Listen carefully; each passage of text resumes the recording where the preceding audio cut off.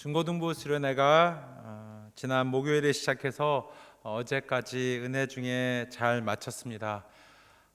기도해 주신 모든 분들께 감사드립니다. 보통 사람들이 저한테 와서 목사님 이런 일이 있는데 기도해 주세요라고 이제 부탁을 합니다. 근데 깜빡하고 기도를 못 해요. 이제 가끔씩은. 근데 이제 며칠 후에 그분이 와서 목사님 이런 일이 잘 풀렸어요. 기도해 주셔서 너무 감사합니다. 그럴 때 너무 잘 됐네요. 예, 감사합니다. 속이 너무나 죄송해요. 기도를 못 해드린 거에 대해서. 우리 교회 미래를 감당할 우리 아이들이 수련회 갔는데 혹시 기도해 주신 분 계시나 이번 주에? 예, 많이 없으세요. 어떻게 생각하시나요? 예, 우리 아이들인데. 예. 지난 수요일날 인도네시아 팀이 갔습니다. 우리 목사님, 담임 목사님 가셨고, 우리 장로님 한 분 가시고, 우리 권사님 가시고, 우리 집사님들 가셨어요. 오늘 기도할 때 빼고 한 번이라도 기도해 보신 분, 우리 인도네시아 팀을 위해서. 예, 많이 없습니다. 목사님께서 가시기 전에 부탁하셨어요. 이거 영적 전쟁입니다. 가서 사역하는 분들은 기도할 시간 많이 없어요. 계속 기도로 준비하십니다. 근데 가서는 기도할 시간 많이 없어요. 물론 기도하죠. 근데 가서 기도를 안 해도 사역을 감당할 수 있는 힘은요, 그 교회 사람들이 기도하기 때문에 가능합니다. 이분들이 힘들어 하시는 건 이분들이 뭘 잘못한 게 아니라 여러분들이 기도를 안 했기 때문이에요. 누군가는 하겠지. 여러분의 가족이 선교 간다 하면 기도 안 하시겠습니까? 여러분의 자녀 중에 한 명이 수련회 갔다 하면 기도 안 하셨을 것 같지는 않아요. 예, 마찬가지입니다. 우리 교회 가족이, 우리 자녀들이 수련회 갔었고, 또 우리 지금 귀한 사역, 인도네시아 지금 사진 보신 분도 있겠지만 너무나 더워서 우통까지 벗고 장로님, 목사님들이, 집사님들이 우통 벗고 페인트질 하고 계시는데 보면서 너무 마음이 아팠어요. 이렇게 고생하시는구나. 예, 청년들이 해야 되는데 청년들은 벌써 선교 다 갔다 왔으니까 우리 어르신들이 하고 있습니다. 잘 무사히 사역 마치고 돌아올 수 있도록 이제는 기도해 주시기 바랍니다. 시간 나서 기도해서 안 돼요. 시간을 만들어서 기도하는 것입니다. 그래서 꼭 하나님, 하루 수요일까지 제가 몇 시에는 꼭 기도하겠습니다. 자기 전에 아침에 일찍 이거 기도, 우리 가족끼리 모여서 가족끼리 식사 기도할 때 하나님 꼭 인도네시아. 그럼 아이들이 듣습니다. 이렇게 교회를 위해서 우리 부모님이 기도하시는구나. 아멘. 예, 아멘 하신 분은 하나님께 약속한 거예요. 안 했어. 아닙니다. 하셔야 됩니다. 예. 오늘 설교를 이렇게 제가 시작을 했습니다. 이유는 오늘 설교가 믿음의 공동체에 대한 설교를 준비했기 때문입니다. 제목도 교회, 신앙의 공동체, 예수님의 몸, 가족이라고 좀 길지만 제목을 넣었습니다. 왜 이런 설교 주제를 하게 되었을까요? 지난 몇 달 동안 하나님께서 저에게 주시는 마음이 이 교회를 생각하면서 저에게 주신 마음이기 때문입니다. 보통 부사역자는 보통 그냥 전통으로 봤을 때 한 3년에서 4년 그 교회를 섬기게 됩니다. 저는 여기서 7년을 하나님께서 섬기라고 마음을 주셨고 아직도 섬기는 중에 있습니다. 그러면서 저에게 하나님은 이 교회가 얼마나 중요한지를 가르쳐 주셨습니다. 이 교회가 저에게 5번째 섬긴 교회가 됩니다. 그리고 하나님께서 언젠가 떠날 저에게도 이 교회, 지금 저희가 말씀드린 이 교회는요, 한인장로교회 얘기하는 거예요. 이 교회가 얼마나 중요한지를 보여주십니다. 교회는 과연 크리스찬에게 중요한 걸까요? 답은 언제나 예스입니다. 성경에서는요, 교회가 모든 크리스찬에게 중요하다라고 얘기를 하고 있습니다. 교회는 크리스찬들에게 아주 중요합니다. 얼마나 중요할까요? 예수님의 몸이라고 얘기를 합니다. 그러니까 여러분이 예수님 안에 거하면요, 교회 안에 거해야 된다라는 말입니다. 교회는 가족입니다. 여러분, 사람이 태어나면 제일 먼저 어떤 단체에 소속이 되나요? 바로 가족입니다. 그리고 그 가족을 통해 삶의 제일 기본적인 모든 것을 배우게 됩니다. 뭐가 좋은 건지 그리고 뭐가 안 좋은 건지를 다 배우게 됩니다. 그러면 동일하게 새로 태어난 크리스찬에게 제일 필요한 것은 무엇인가요? 바로 같은 크리스찬들이 영으로 가족되어 모이는 모임입니다. 우리는 그것을 교회라고 말합니다. 그럼 새로 태어난 크리스찬이 건강하게 성장을 합니다. 건강하게 성장해서 어느 순간에 독립적으로 자신의 신앙을 챙겨가게 됩니다. 그러면 교회를 떠나도 된다는 얘기냐? 아닙니다. 그렇게 하면서 그렇게 됐을 때는 더 나아가서 자신보다 더 어린 크리스찬들이 동일하게 성장할 수 있도록 계속 도움을 받고 도와주는 모임이 바로 교회라는 것입니다. 그런 의미에서 아무 교회 가는 것이 옳은가요? 아닙니다. 담임 목사님의 설교만 듣고 판단하는 것이 옳은가요? 그것 또한 아닙니다. 좋은 교육 프로그램이 있는 곳으로 교회를 가는 것이 옳은가요? LA는 거의 많은 젊은 부부들이 그 교회 교육 프로그램이 어떤지를 보고 갑니다. 다른 거 보지 않고 간대요. 옛날엔 부모님 신앙 따라서 갔잖아요. 자녀들이. 이제는요, 부모님이 자녀 신앙 때문에 따라가요. 그것 또한 건강한 거라고 말할 수는 없습니다. 아니면 아무것도 모르면서 그냥 제일 큰 교회를 찾아가는 것 또한 옳은가요? 우리 교회가 그런 이유로 오실 수도 있는 교회, 왜냐하면 크라이스트처치에서 제일 큰 한인교회이기 때문입니다. 근데 그것도 돼서는 안 됩니다. 우리가 태어날 때 그 가족을 우리가 고르지 않듯이 우리가 소속되어 있는 그 신앙의 공동체 또한 우리가 원해서 가는 곳이 돼서는 안 됩니다. 가족과 마찬가지로 아니면 더 큰 의미로 교회는 하나님께서 원하시고 준비해 주신 곳으로 우리는 가야 합니다. 그럼 거기에서 원하는 대로 바꾸어도 되나요? 여러분, 가족과 친구의 차이는 무엇인가요? 친구는 변합니다. 5살 때, 10살 때, 15살, 20살 계속 가는 친구도 있지만 거의 다 친구는 변해요. 근데 가족은 변하지 않습니다. 절대로 변하지 않는 것이 가족입니다. 교회 공동체 또한 가족이라면 하나님께서 이것이 너의 가족이다라고 말하면 내가 원하는 대로 바꿀 수 있는 곳일까요? 아닙니다. 그렇다고 해서 억지로 있는 것도 아니에요. 여러분, 가족과 함께 억지로 있지 않습니다. 좋아서 같이 있는 것입니다. 생판 몰랐던 남자 여자가 만나서 가족을 이룹니다. 그리고 생판 처음 보는 아이를 낳아서 가족을 만들어가는 것입니다. 가족이라고 이제 결정을 한 거예요. 좋을 때도 있습니다. 그러나 어려울 때도 있습니다. 어쩔 때는 어려울 때가 더 많을 때도 있어요. 근데 그래도 포기하지 않습니다. 계속 같이 나아갑니다. 왜 그렇죠? 가족으로 묶어졌다라는 이유 하나만으로 서로 사랑하는 관계가 형성되었기 때문입니다. 사랑하는 성도 여러분, 이것이 바로 교회 공동체입니다. 하나님이 예수님의 몸으로 만드신 신앙의 공동체이자 영의 가족입니다. 오늘 본문을 통해서 우리는 교회가 우리에게 얼마나 중요한지를 같이 배워가기를 원합니다. 지난주 설교에서 담임 목사님이 야곱의 10세 자녀들의 어머니들이라는 얘기를 해주셨습니다. 야곱에게는 12명의 아들들과 1명의 딸 디나가 있습니다. 근데 그 중에 7명은 야곱의 첫 아내 레아의 아들들과 딸입니다. 그리고 레아의 여종 빌하를 통해서 2명의 아들이 태어납니다. 그리고 라헬이 아이가 없자 자신의 여종이었던 실바를 통해서 야곱에게 주어서 그를 통해서 2명을 더 낳게 됩니다. 그렇게 해서 10명이 만들어지고요. 라헬이 맨 끝에 있는 11번째 아들 요셉을 낳고 그리고 나서 베냐민을 낳습니다. 오늘은 이 12명의 아들들에 대한 얘기를 나누면서 교회가 무엇인지를 알아가기를 원합니다. 오늘 말씀에서 보셨듯이 이 형제들은 형제가 두터운 사이였습니다.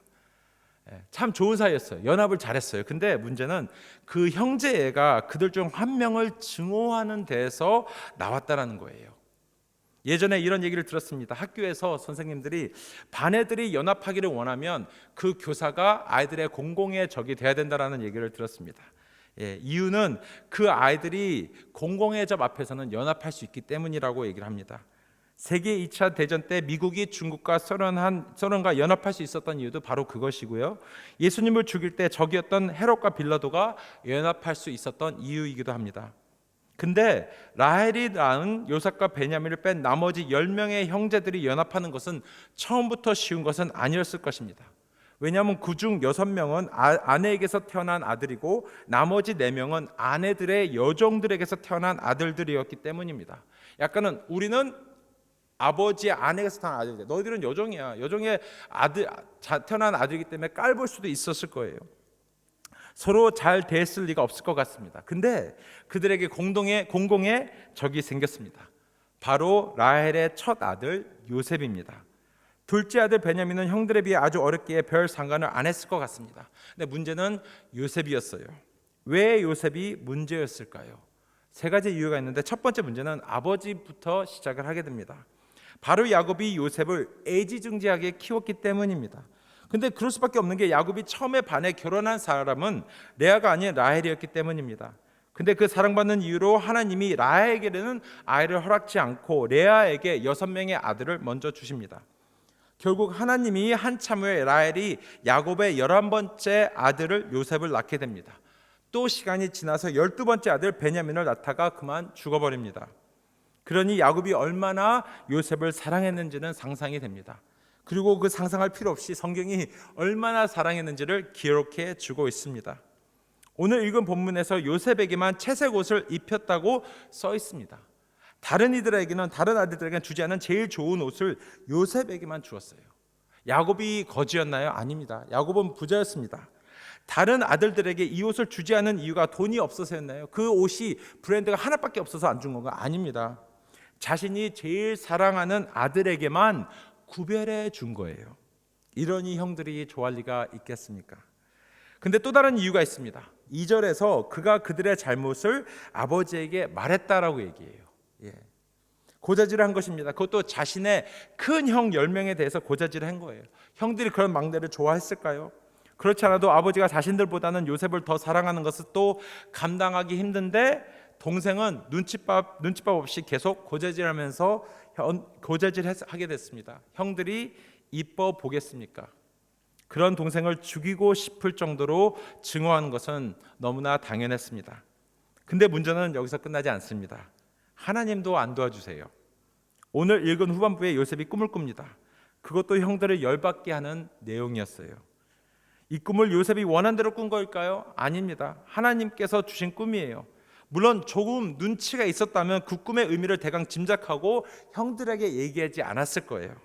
근데 고자질까지 했던 요셉에게서 우리는 별로 바랄 것이 없습니다. 했을 거죠.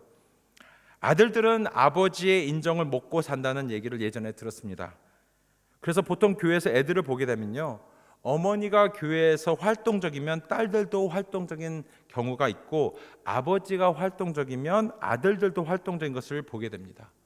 즉 어머니와 아버지의 영향력이 아들과 딸에게 동일하게 가긴 가는데 제일 중요한 성장기에는요, 아들에게 주는 아버지의 영향력과 딸에게 주는 어머니의 영향력이 굉장히 중요함을 보게 됩니다. 우리 교회에서도 그런 것을 많이 보게 돼요. 야곱의 10 아들이 얼마나 아버지의 사랑과 인정과 격려를 고파했을까요? 근데 그들은 받지 못했습니다. 이유는 간단했습니다. 그들의 사랑과 그 모든 사랑과 인정과 격려를 11번째 아들인 요셉이 다 먹고 있었기 때문입니다.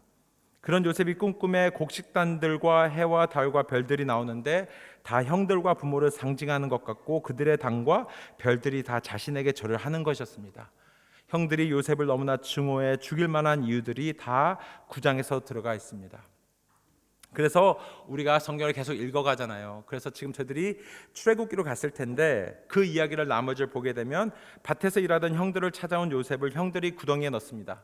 나중에는 상인들에게 팔아버리고요. 그렇게 상인에게 팔린 요셉은 애굽의 바로의 친위 대장 보디발에게 노예로 팔려가고 그곳에서 누명을 쓰고 감옥살이를 살게 됩니다. 그러나 하나님의 인도하심으로 애굽의 총리가 되고 가뭄 때 자신의 가족을 애굽으로 데리고 와 살 수 있도록 하는 아주 중요한 역할을 이 요셉이 하게 됩니다. 그럼 여기서 다시 형제들의 이야기로 오늘 본문으로 돌아가서 거기에서 우리가 보는 교회를 찾아가도록 하겠습니다. 하지만 어떻게 교회를 여기서 찾을 수 있을까요? 교회는 처음으로 신약에서 나오는 단어입니다. 그리고 여기에 나오는 이야기는 그냥 가족의 이야기라고 우리가 말할 수 있습니다. 하지만 그 이상의 의미도 가지고 있습니다. 수요 예배 때도 말씀드렸지만 그들의 이름이 요한계시록 끝에 부분에 새 예루살렘 성이 나오는데요, 거기에 12개의 문에 적혀 있습니다. 그들의 이름들이 야곱의 12아들 이름들이 가지고 있는 것을 보면서 하나님이 아브라함부터 시작한 준비하신 구원 사역의 아주 중요한 역할을 이 12명의 아들이 하는 것을 보게 됩니다. 즉 야곱의 12아들들은 그냥 가족이 아닙니다. 야곱의 이름이 이스라엘로 바뀌면서 이들 또한 이 이스라엘 왕국의 12지파가 됨을 보게 됩니다. 즉 이 12아들을 통해서 우리는 이스라엘의 12지파만 보는 것이 아니라 이스라엘의 완벽체 되신 예수님, 그리고 예수님의 몸 되신 교회의 모습을 또한 볼 수 있는 것입니다. 왜냐하면 그 새 예루살렘의 성의 12개의 문에 있는 기초석에 예수님의 12제자들의 이름들도 있기 때문입니다. 즉 야곱의 12아들이 이스라엘의 12지파가 되고 그 이스라엘의 완성봉이 예수님이 되주셨고 그 안에 예수님의 12제자 즉 교회가 있기 때문입니다. 12아들을 통해 우리는 교회의 모습을 어렴풋이나마 볼 수 있게 됩니다. 그러면 무엇을 볼 수 있을까요? 두 가지를 나누기를 원합니다. 첫 번째는 하나님의 교회는 완벽하지 않다라는 것입니다. 이것이 굉장히 중요한 사실이에요. 이것을 인정하고 교회로 오면요, 교회 생활이 조금은 더 쉽습니다. 교회는 완벽과 아주 거리가 멀다라는 것입니다. 오히려 그냥 문제투성이라고 봐도 괜찮을 것 같습니다. 여러분 동의하시죠? 우리 교회 보면. 근데 우리 교회뿐만이 아니에요. 하나님의 교회는 문제투성이다. 아멘. 예, 시작이에요. 좋은 시작입니다. 예. 야곱의 아들 형제들을 보면요, 자세히 이야기를 들어보면요, 문제가 참 많은 아들들이에요. 특히 첫 네 형제들은요, 문제가 더 많습니다. 첫 아들인 루벤은 어머니 레아의 여동생 라헬의 여종되었던 비라와 잤던 사람이에요. 그래서 그는 장자권을 잃었고 그 장자권이 요셉에게 가는 것을 보게 됩니다. 둘째와 셋째 시몬과 레위는요, 자신들의 여동생 디나를 강간했던 히위 족속 세겜에 대한 복수로 그 마을 사람들을 속여서 할례를 받게 하고는 모든 남자들을 죽였던 끔찍한 행위를 저질렀던 두 형제들입니다. 넷째 유다는 결국에는 다윗을 낳게 하고 예수님을 낳게 했던 아들이었지만 며느리 다말과 잠자리에 들어서 아들을 낳았던 사람입니다.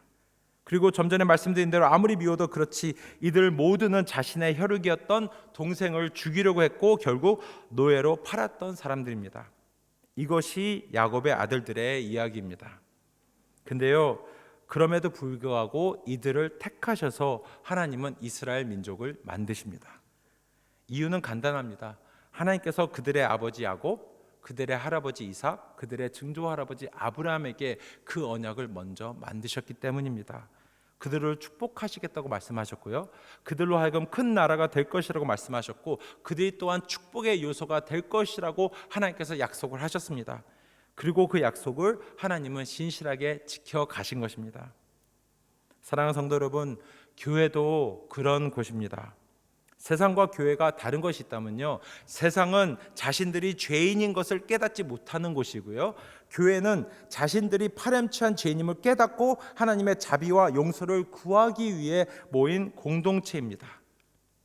그렇지만 그 완벽하지 않은 교회이지만 그럼에도 불구하고 예수님의 몸이고 예수님의 가족이라는 것입니다. 여러분, 가족 사이에 문제 있으면 어떻게 하십니까? 혹시 여기 중에 저희 가족은 문제가 한 번도 없었습니다. 그런 가족 있나요? 없어요. 문제 다 있습니다. 근데 문제는 그 문제가 있을 때 어떻게 반응하셨습니까? 혹시 여기 중에 그 이후로 가족 버리고 나가서 새로 좀 더 완벽하고 이상적인 가족을 만드신 분 계십니까? 아, 이 가족이 싫어. 아, 이 가족이 좋은 것 같아. 그런 가족으로 들어가신 분 계세요? 없으십니다. 그 문제에 맞서서 같이 도와가면서 문제를 해결하려고 합니다. 그것이 가족이 가족되는 것입니다. 문제가 있어야 되고 그 문제를 통해서 가족이 보여지는 것입니다. 교회를 떠나면서 많은 사람들의 보통 이유는 이렇습니다. 상처받아서 떠났다라고 얘기를 합니다. 틀린 말 아니에요. 상처받아서 교회를 떠나는 거죠. 근데 그 뜻 중에선 혹시 그 안에 나는 보통 괜찮은데, 나는 문제 없는데 교회가 문제가 있다라는 것도 의미가 되는 것이 될 수 있습니다. 근데요, 교회는요, 상처받은 사람이 아예 없을까요? 교회는요, 다 상처받은 사람입니다. 상처를 준 사람들만 교회에 남는 걸까요? 결국 아닙니다. 교회 안에도 상처받은 사람들 투성입니다. 여기서 우리 교회 섬기면서 상처 한 번도 안 받았다 하시는 분 계세요? 없을 것입니다. 아마 우리 교회 오신 지 한 달 넘었으면 다 크게 또는 적게 상처 한 번쯤은 받았을 거예요. 근데 우리 교회가 특정하게 더 나빠서 그런 게 아니에요. 우리 교회 사이즈라면 보통 한두 달 안에 상처 한두 번쯤이면 받았을 거예요. 오래 계신 분들은요, 훨씬 더 많이 받았을 겁니다. 저에게도 상처받은 분은 계실 거예요. 근데 저도요, 상처 받았어요. 많이 받았습니다. 예. 근데 왜 그들은 떠나지 않을까요? 왜 여러분들은 아직도 안 떠나고 여기 계십니까? 답은 간단합니다. 왜냐하면 이곳이 가족이기 때문입니다. 예. 그래서 남는 거예요. 상처 왜 없겠어요? 근데 내 가족 상처난다고 떠나는 곳 아니에요. 그럼 교회의 가족은요? 상처보다 떠납니까? 아니요, 안 떠나요. 그러니까 상처를 가지고 있으면서도 이곳에 남는 거예요. 왜? 내 가족이기 때문입니다. 하나님 안에서 가족되었기 때문에 그 가족과 함께 남아서 이 신앙생활을 계속하는 것입니다. 여러분 각 개인이 어떻게 이곳에 오셨는지는 저는 모릅니다. 근데 한 가지 확실한 거는요, 하나님의 인도하심 때문에 이곳에 왔다라는 거예요. 한국 사람들이 제일 많이 어디에 있습니까? 한국에 있어요. 소수만 나옵니다. 근데 그 소수들 중에서도 뉴질랜드에 더 작은 소수가 옵니다. 그 중에 크라이스트처치는 더 작은 소수가 와요. 그 중에 한인교회예요. 그 확률은 너무나 적습니다. 여러분 처음부터 여러분 젊을 때 나 뉴질랜드 크라이스트처치 한인장로에 간다. 내가 거기서 내가 참 성길이라 생각하시고 오셨습니까? 아니에요. 하나님의 인도하심입니다. 여러분 그냥 내가 우연찮게 왔습니다라고 믿고 싶으세요? 아니면 내 사랑하는 하나님께서 나를 여기로 인도하셨다. 뭘 믿으시겠습니까? 근데 그 목적이 있습니다. 그 목적은요, 여기 안에서 성장하라고 하나님께서 보내셨다는 거예요. 여기서 커서 하나님의 기뻐하신 일을 감당하라고 하나님께서 여기에 보내셨다는 것입니다. 이렇게 격려드리길 원합니다. 계속 이곳을 여러분의 진정한 예수님의 몸, 가족으로 만드시는 여러분 되시길 간절히 바라고 기도합니다. 두 번째는 하나님의 교회는 건물이나 예배 드리는 모임이기 전에 건물 맞고요. 예배 드리는 모임 맞는데요. 그 전에 공동체라는 것입니다. 첫 번째 포인트가 교회가 완벽하지 않은 가족이라고 말씀드렸다면 두 번째 포인트는요, 교회는 가족이라는 것에 포인트를 드리기를 원합니다. 나중에 나오는 이야기지만 요셉을 팔고 나서 몇십 년이 지납니다. 요셉을 잃은 야곱은 막내 베냐민을 위로 삼고 하루하루를 살고 있었습니다. 근데 그곳에 흉년이 들었고 최악의 흉년 아래 몇 년이 지나도 나아질 기색이 보이지 않아서 야곱은 아들들을 음식이 많이 있다는 애굽으로 보냅니다. 그러나 애지중지하는 베냐민은 보내지 않습니다. 그 10 아들들이 애굽으로 가서 음식을 받는데 담당 총리가 바로 동생 요셉이었습니다. 물론 몇십 년이 지났기에 이제 어른이 된 요셉을 알아볼 리가 없는데 요셉은 형들을 알아봤습니다. 그러나 그는 아는 체 안 하고 그들을 스파이로 몰아갔습니다. 그래서 시몬을 붙잡고 필요한 음식은 주되 다음에 올 때는 그들이 말했던 막내 동생 베냐민을 데려오라고 명령을 내립니다. 결국 다시 올 때 베냐민을 데리고 오고 요셉의 계획 아래 베냐민이 도둑으로 오해받아 애굽에 붙잡힐 수밖에 없는 상황이 되어버렸습니다. 그때 유다가 다른 형제들과 함께 대표해서 자신이 대신 애굽에 남게 해달라고 요셉에게 간청을 합니다. 요셉을 판 것에 대해 형들의 분명히 후회하고 있음이 보여지는 자리입니다. 그리고 베냐민을 절대로 혼자 내버려 두지 않겠다라는 의지를 이 형제들에게서 우리는 볼 수 있게 됩니다. 그것에 감동을 받은 요셉이 형들에게 자신의 정체를 알려주고 야곱의 모든 가족이 애굽으로 와서 가뭄을 피하는 것으로 창세기가 끝나는 것을 보게 됩니다. 비록 야곱의 편애로 이렇게 시작은 됐지만 결국 이 12 형제들은 한 명도 죽지 않고 다시 하나가 됩니다. 다시 가족이 되었습니다. 그리고 야곱이 죽은 후에도 서로를 향한 우정을 계속 쌓아갔습니다. 그리고 430년 후에 요셉의 부탁, 즉 자기의 뼈를 가지고 가서 가나안 땅에 묻혀달라는 약속을 그 모두의 자손들이, 이스라엘 백성들이 지키는 것을 우리가 출애굽기에서 보게 됩니다. 교회는 예배만 드리는 곳이 아닙니다. 예배는 그 전에 먼저 공동체가 만들어지는 곳입니다. 가족입니다. 그리고 공동체로서 중심에 계시는 하나님께 예배를 드리는 것입니다. 즉 먼저 예수님의 이름으로 공동체로 연합을 하는 것이에요. 우리 모입시다. 뭘로 모인다요? 예수 그리스도의 이름으로 두세 사람이 모입니다. 모여서 공동체가 만들어졌나요? 그러면 그들이 하는 것 중에 하나가 예배라는 거예요.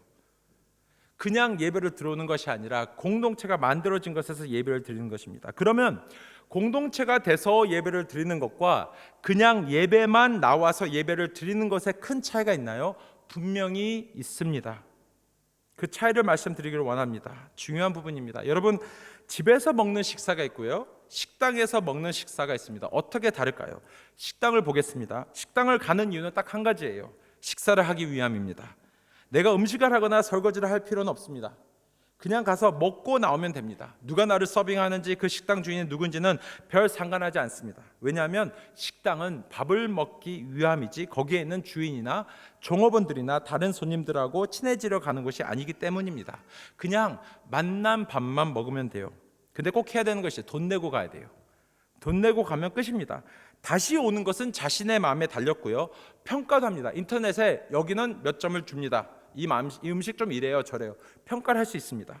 그 식당에 대한 어떤 책임도 지지 않습니다. 망해도 괜찮아요. 상관없어요. 왜냐? 그 다음 주에는 다른 식당 가도 아무도 뭐라 안 하기 때문입니다.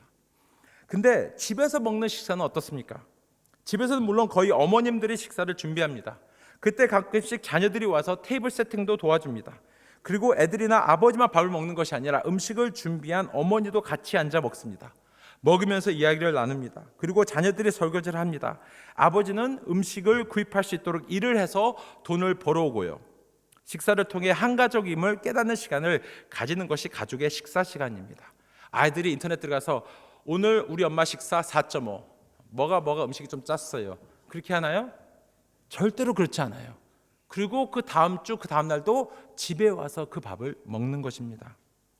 저희 집에는 저와 제 아내 말고 3명의 청년들이 같이 삽니다. 그중 1명은 빼고 2명은 반년 전까지만 해도 전혀 몰랐던 남남이었습니다. 근데 하나님의 인도하심으로 계획하심으로 믿음의 가족이 되었습니다. 그리고 저희 집에 규칙이 하나 있는데 규칙 중에 하나가 주일 저녁은 언제나 같이 밥을 먹는 것입니다. 아내가 음식을 준비합니다. 그리고 자매 청년이 도와줍니다. 설거지는 형제 둘이 같이 합니다. 그리고 나서 앉아서 같이 놉니다. 보드게임을 할 때도 있고 영화를 볼 때도 있고 얘기를 나눌 때도 있습니다. 물론 제가 하는 일도 있습니다. 제가 하는 일은 돈을 벌어오고 금요일 아침에 아내와 같이 장을 보는 것입니다. 화요일부터 금요일까지는 아침 식사를 돌아가면서 준비하고 같이 식사를 합니다. 식사하기 전에 시편을 같이 읽으면서 짧게 같이 묵상을 하고 기도를 합니다. 왜 이런 것을 같이 할까요? 믿음 안에서 가족이 되었음을 그 어떤 자리보다 식사의 자리에서 경험하기 위함입니다. 근데 만약 여러분 엄마가 혼자 다 장보고 음식 준비하고 설거지하고 나머지 가족이 와서 밥 먹고 돈을 내고 가면서 자기의 의무를 다 했다고 생각하면 어떤 엄마들이 과연 용돈 벌었다고 좋아할까요? 좋아하지 않습니다. 남편과 아내가 이것저것 도와주고 밥 먹기 전에 어머니에게 감사하고 식탁의 자리에서 화기애애한 얘기를 나눕니다. 어느 누구도 빨리 먹고 자리를 떠나려고 하지 않습니다. 물론 이렇게까지 못한다 하더라도 적어도 우리 모두의 생각은 동일합니다. 그것이 좋은 가족의 모습이구나라는 것에서는 다 동일하게 생각을 할 거라 믿습니다. 그것이 바로 가족입니다. 근데 혹시 우리가 드리는 예배가 그런 식당의 예배가 아닌지는 점검해 봐야 됩니다.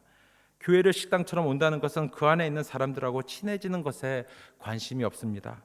그냥 예배만 드리면 된다고 생각합니다.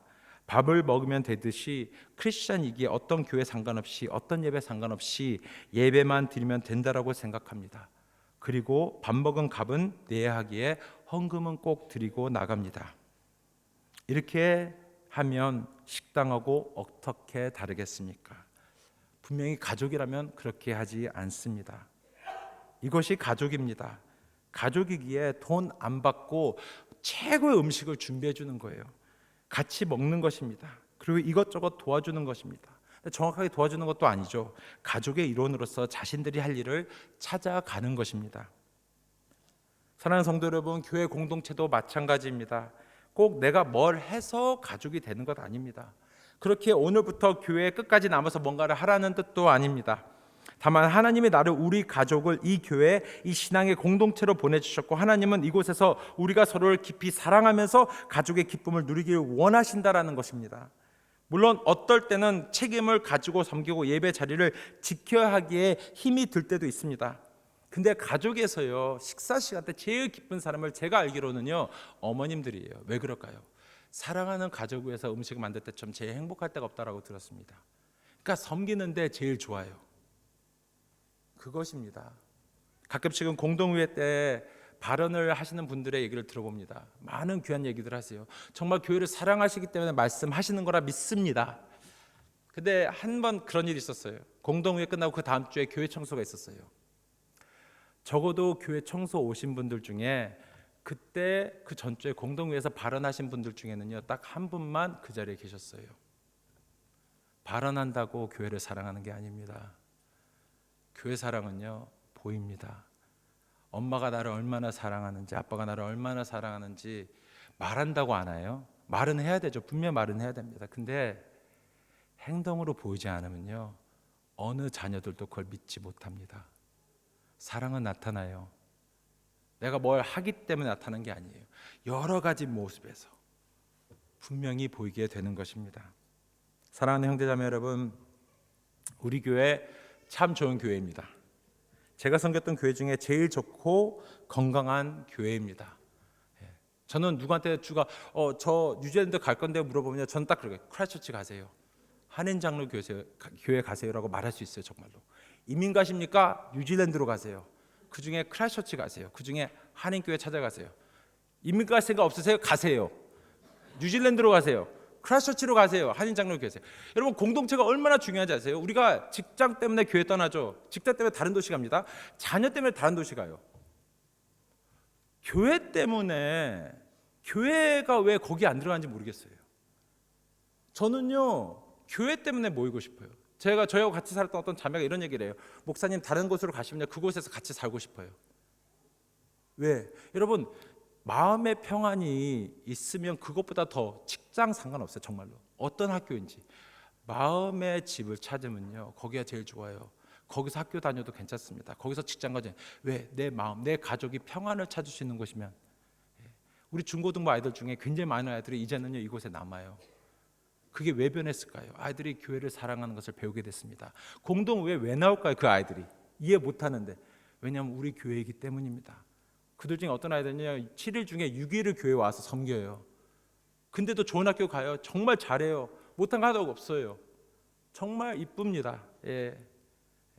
우리 졸업한 지금 성가를 섬기는 다하가 있는데, 다하가 졸업하자마자 수련회 또 도우미로 왔어요. 물론 하나님의 부르심으로 갑니다.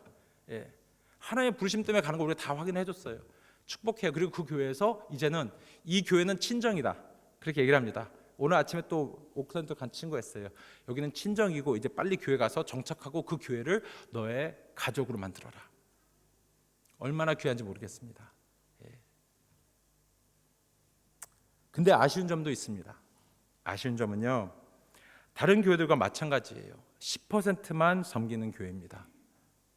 작은 교회 빼고 중형 사이즈나 대형 사이즈의 교회의 약점이 있다 그러면요, 그것은 10%가 섬기고 90%는 그냥 그 섬김을 받는 것입니다. 양쪽 다 그것을 당연하게 생각하고 있습니다. 그거는 교회가 될 수 없습니다. 아직 영적으로 아이거나 육체적으로 아이면 섬김을 받아야 되는 것은 당연합니다. 하지만 교회 다닌 지 몇 년이 되었는데도 아직도 그 섬김을 받고 있다면 당연한 것은 될 수 없습니다. 집에 3살짜리 애가 아직 옷을 잘 못 입고 밥을 잘 못 먹으면 당연하게 도와줍니다.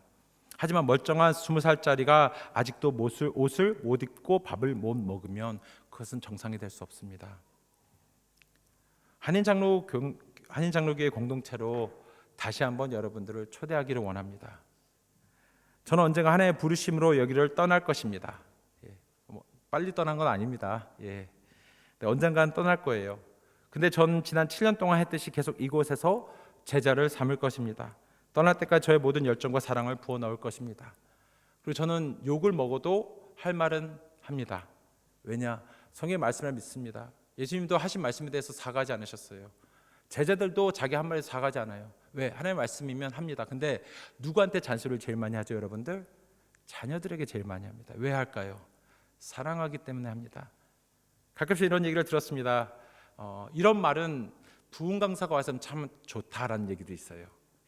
목사님 잘 챙겨주셔야 됩니다. 목사님 사례비 잘 주세요. 휴가 꼭 해주세요.